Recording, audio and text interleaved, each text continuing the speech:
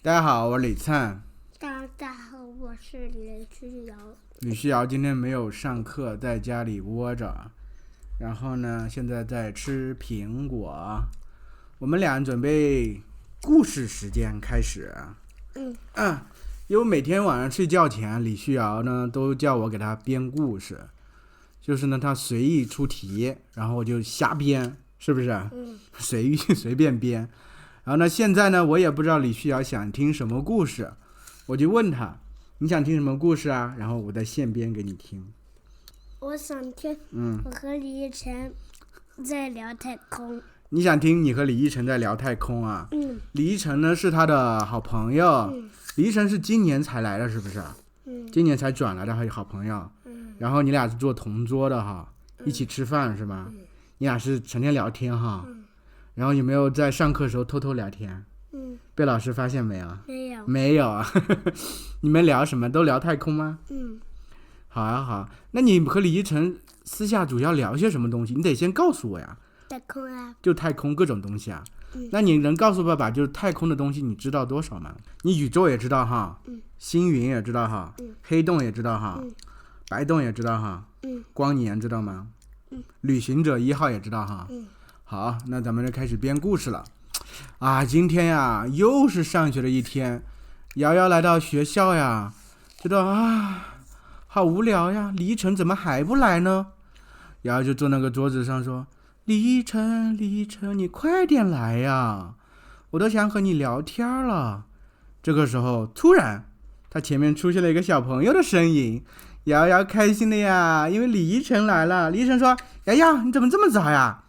瑶瑶说：“我今天呀，因为起得特别早，睡不着了，所以呢，你知道我是第几个来到学校的吗？”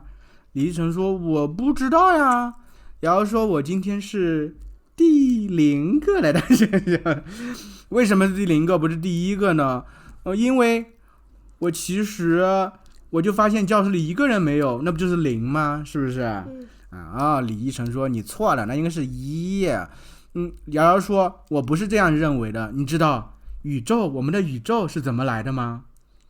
宇宙是大爆炸出现的，对不对？那大爆炸之前宇宙在哪里呀？”李依晨说：“大爆炸之前没有宇宙呀。”对呀，大爆炸之前没有宇宙，它是不是就是这个0呀？是不是？没有，然后没有，突然咚，人家爆炸了。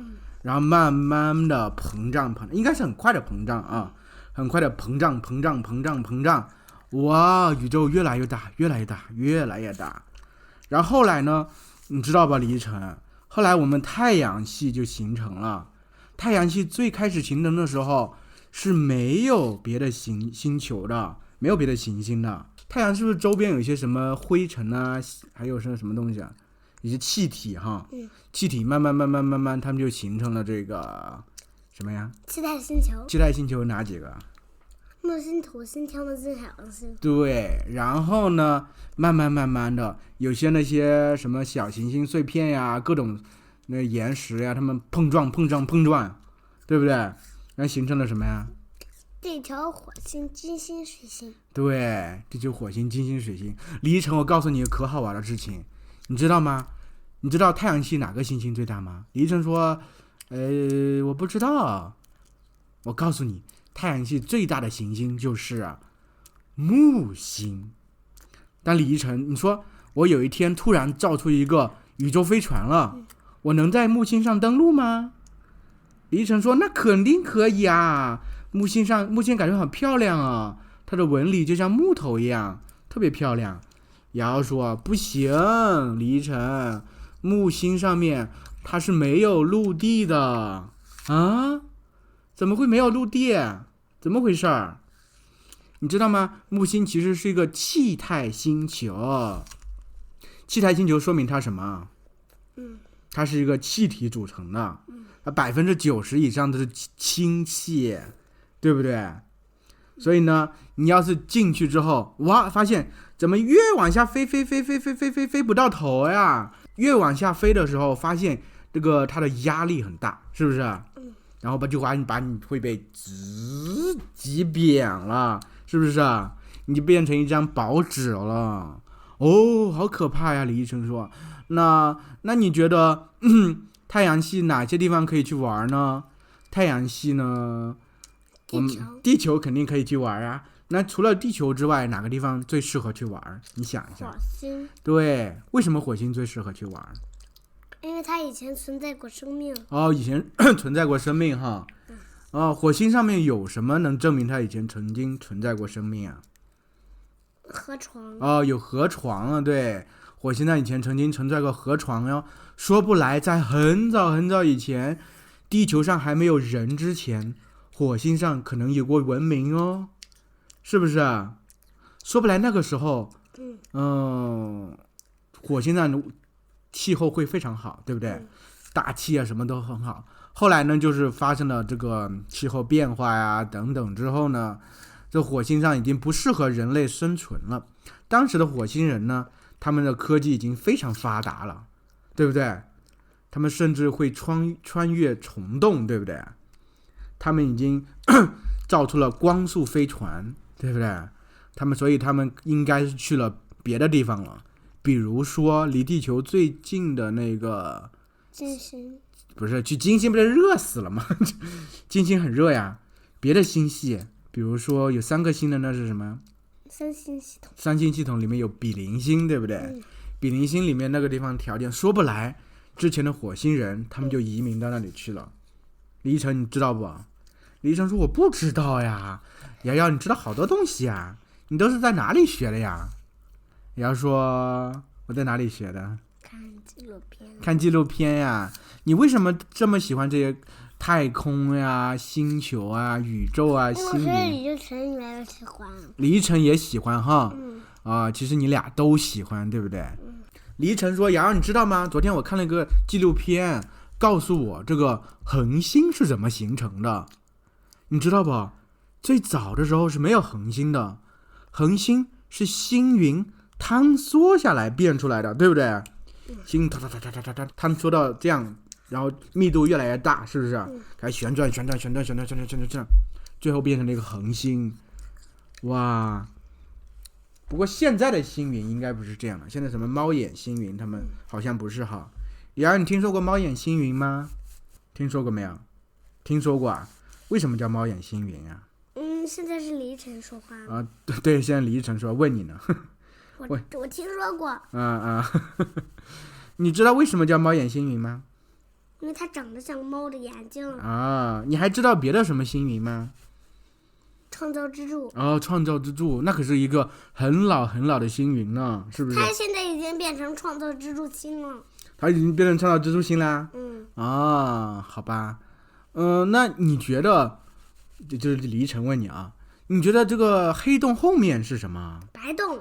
白洞，那白洞有什么特点呀？它会吐东西。黑洞是吸东西，然后那边吐东西啊。瑶瑶，我跟你说，我觉得黑洞后面可能是另外一个宇宙哦。你觉得可能吧？不可能。为什么呢？就是个白洞就是个白洞。那你没有觉得没有可能，就是它黑洞吸进去之后，白洞是从另外一个宇宙里把东西吐出来的吗？它其实就像宇宙是这么一个地方，但里面有很多孔洞洞，这个洞它伸向别的地方，就像那个 magic key 一样，它把人带到另外一个时间和空间去了。